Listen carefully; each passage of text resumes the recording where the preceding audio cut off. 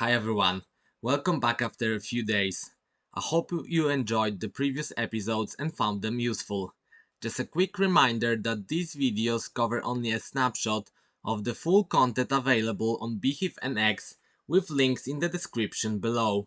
In this episode, I'll be covering the sharp sell-off in both US and South Korean stocks, the extreme speculative activity that preceded it, and what happens when leverage meets a market that suddenly turns against investors. Let's get into it. As you probably know, US equities suffered their worst week in over a year as the AI rally hit a serious wall. The Nasdaq dropped 4.7% on Friday, posting its largest single-day decline since April 2025. The S&P 500 fell 2.6%, snapping its ninth consecutive week winning streak, which would have become the longest since 1985 had it extended to a 10th week.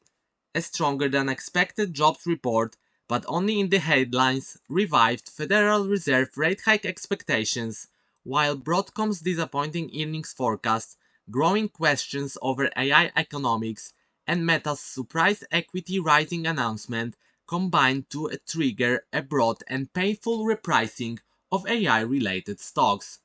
Markets are now fully pricing in a 25 basis point hike by December 2026 and a 60% probability of a move as early as October.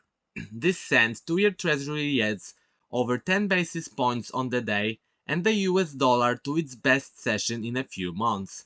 The AI sell-off was broad-based, with the S&P 500 information technology sector falling 5.8%, the AI winners basket tumbling 7%, memory stocks collapsing 11%, and the semiconductor index SOX dropping 10%, posting its worst single day since the 2020 crisis.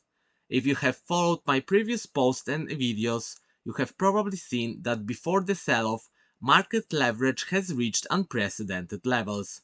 Global leverage single stock ETF assets under management hit a record $65 billion before the market sold off.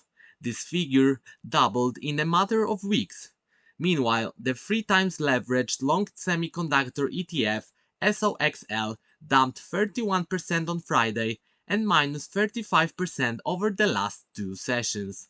Furthermore, the 3 times leveraged long Nasdaq 100 ETF TQQQ dropped 14% on Friday. In sum, so many investors have gambled with leverage and now they are paying the price.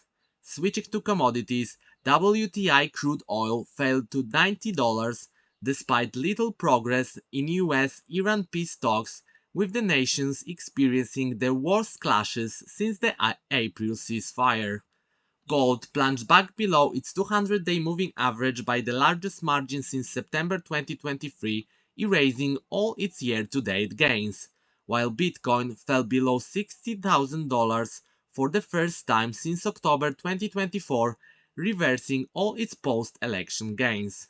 It seems Friday was just a preview of what happens when heavily leveraged and overcrowded positions unwind at the same time. You can find more on investor positioning and sentiment heading into the sell-off in the most recent market recap on my Beehive page, as well as in my most recent YouTube videos. Let's now briefly switch to South Korea, where repeated warnings about leverage and speculation have now materialized. During the week, it was reported that margin loans in South Korea surged to a record $24.7 billion on May 29, up 39% from $17.8 billion at the end of 2025. As you can see, margin debt in South Korea has more than doubled over the last 12 months. Notably, this figure likely understates the full picture, as many stock-based backed loans are recorded under different categories or extended by smaller lenders outside the official reporting scope. Additionally, margin loans carry annual interest rates of 7 to 9%, meaning if stock prices fall, brokerages can forcibly liquidate positions to recover their loans, setting the stage for a rapid and self-reinforcing sell-off. As said many times previously, leverage this extreme can turn a market correction into a margin call cascade, and it looks like it already did. In other words, South Korea's AI-driven stock market bubble is showing its first serious cracks. The Kospi index plunged 5.5% on Friday, with Samsung falling 6.4% and SK Hynix collapsing 10% as the global AI sell-off triggered by Broadcom's disappointing earnings forecast spread from Wall Street into Asia.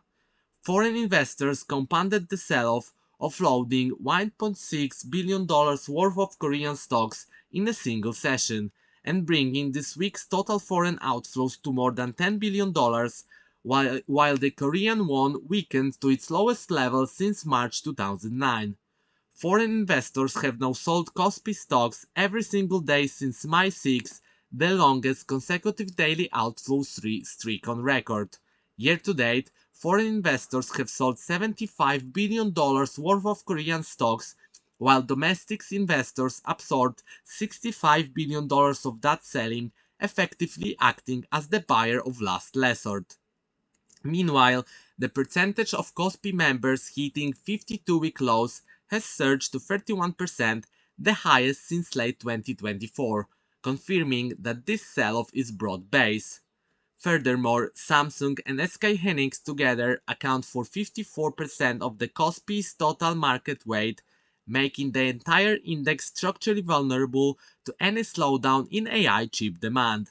Most importantly, single stock leveraged ETFs tied to Samsung and Hynix are amplifying market moves, with the four most popular single stock ETFs accounting for 21% of total Korean ETF turnover in the first 5 sessions after launching on May 27.